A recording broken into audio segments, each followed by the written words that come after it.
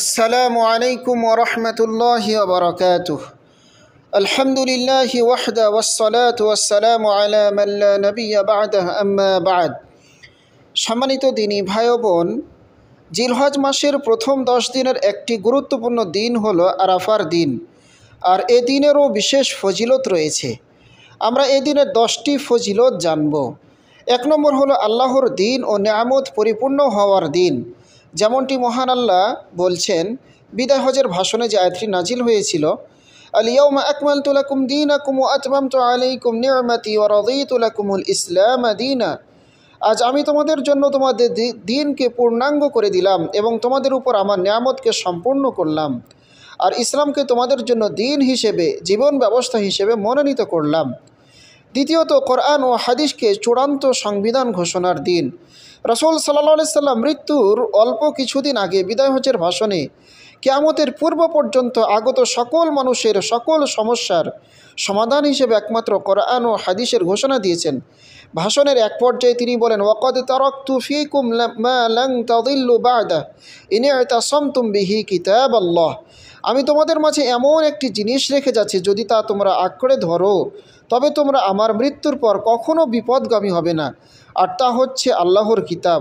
অন্যত্র তিনি বলছেন যে দুইটি জিনিস রেখে যাচ্ছি, আর দ্বিতীয়টি হলো সুন্নাত নবিয়িহি, এবং তার নবীর সুন্নাত। 3 নম্বর ফজিলত হল আল্লাহ এই দিনের কসম করেছেন। যেমনটা আবু হুরায়রা রাদিয়াল্লাহু তাআলা থেকে বর্ণিত, রাসূল সাল্লাল্লাহু আলাইহি সাল্লাম বলেন, আল ইয়াউমুল মাউউদু ইয়াউমুল কিয়ামাহ ওয়াল ইয়াউমুল মাশহুদু ইয়াউমু আরাফা ওয়াশ শাহিদু ইয়াউমুল জুমআ। ইয়াউমুল মাউউদ হলো কিয়ামতের দিন, ইয়াউমুল মা'হুদ হলো আরাফাতে উপস্থিতির দিন, আর ইয়াউমুল মাশহুদ হলো জুমার দিন। 4 নম্বর ফজিলত হলো আরাফাত ময়দানের সন্নিকটে আল্লাহ মানব জাতির থেকে ওয়াদা নিয়েছেন। আব্দুল্লাহ ইবনে আব্বাস রাদিয়াল্লাহু তাআলা থেকে বর্ণিত, আল্লাহ তাআলা বলছেন, আল্লাহ তাআলা আরাফার ময়দানের সন্নিকটে নামান নামক স্থানে আদম আলাইহিস সালামের মেরুদণ্ড হতে তার সন্তানদের বের করে শপথ নিয়েছিলেন। কি শপথ নিয়েছিলেন? তিনি বলেছেন, আলাস্তু বিরাব্বিকুম, আমি কি তোমাদের রব নই? ক্বালু বালা, তখন সকলেই সমস্যার উত্তর দিয়েছিল যে হ্যাঁ, আপনি হলেন আমাদের রব। 5 নম্বর ফজিলত হলো এই দিন সবচেয়ে বেশি মানুষকে জাহান্নাম থেকে মুক্তি দেওয়া হয়। আয়েশা রাদিয়াল্লাহু তাআলা থেকে বর্ণিত, রাসূল সাল্লাল্লাহু আলাইহি সাল্লাম বলছেন, মা মিন ইয়াউমিন আকসারা মিন আন ইউতিকাল্লাহু ফীহি আবদান মিনান নারি মিন ইয়াউমি আরাফাতা ওয়া ইন্নাহু লায়াদনু সুম্মা ইউবাহি বিহিমুল মালায়েকাতা ফায়াকুলু মা আরাদা হাউলা। এমন কোনো দিন নেই যেদিন আল্লাহ তাআলা তার বান্দাদেরকে আরাফার দিনের চেয়ে জাহান্নাম থেকে বেশি মুক্তি দিয়ে থাকেন। তিনি সেদিন বান্দাদের খুব নিকটবর্তী হন, তাদেরকে নিয়ে ফেরেশতাদের কাছে গর্ব করে বলেন, এরা কি চায়, অর্থাৎ তারা যা চায় আমি তাই দেব। 6 নম্বর ফজিলত হলো এই দিন আল্লাহ ফেরেশতাদের কাছে তার বান্দাদের নিয়ে গর্ব করে থাকেন। রাসূল সাল্লাল্লাহু আলাইহি সাল্লাম বলছেন, ইন্নাল্লাহা আযজা ওয়া জাল্লা ইউবাহি মালাইকা আশিয়াতান আরাফাতা বিআহলি আরাফা ফায়াকুলু উনজুরু ইলা ইবাদি আতাউনি শু'সান গুবরা। নিশ্চয় আল্লাহ তাআলা আরাফার দিন বিকেলে আরাফায় অবস্থানকারী ব্যক্তিদের নিয়ে ফেরেশতাদের নিকট গর্ব করেন, অতঃপর বলেন, তোমরা আমার বান্দাদের দিকে লক্ষ্য করো, তারা আমার কাছে এসেছে, মাথায় এলোমেলো চুল নিয়ে ধুলি মলিন অবস্থায় তারা এসেছে। 7 নম্বর হলো এই দিন মুসলমান হাজিদের জন্য ঈদের দিন।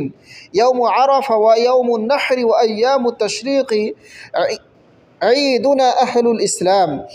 রাসূল সাল্লাল্লাহু আলাইহি সাল্লাম বলছেন, আমাদের মুসলিম জনগণের ঈদের দিন হলো আরাফার দিন, ইয়াউমুন নাহর কুরবানির দিন, এবং আইয়ামুত তাশরিকের দিন।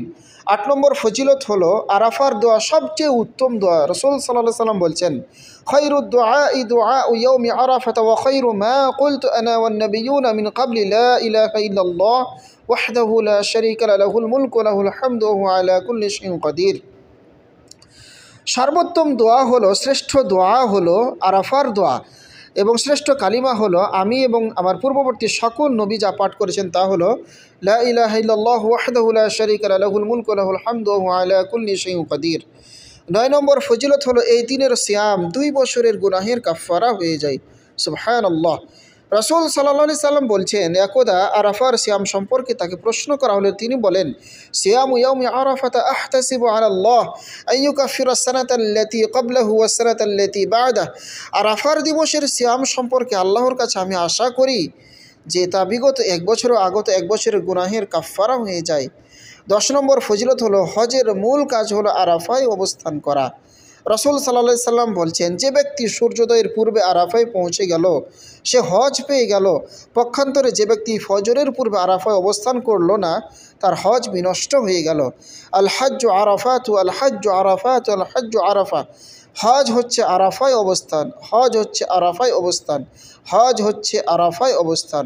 সুতরাং এই দিনগুলোকে আমরা অযথা অবহেলায় আমরা পার করব না, আমরা এই দিনগুলির মূল্যায়ন করব। আল্লাহ আমাদেরকে তৌফিক দান করুন। ওয়া সাল্লাল্লাহু ওয়া সাল্লামা আলা নবিয়িনা মুহাম্মদ ওয়া আলা আলিহি ওয়া সাহবিহি আজমাইন।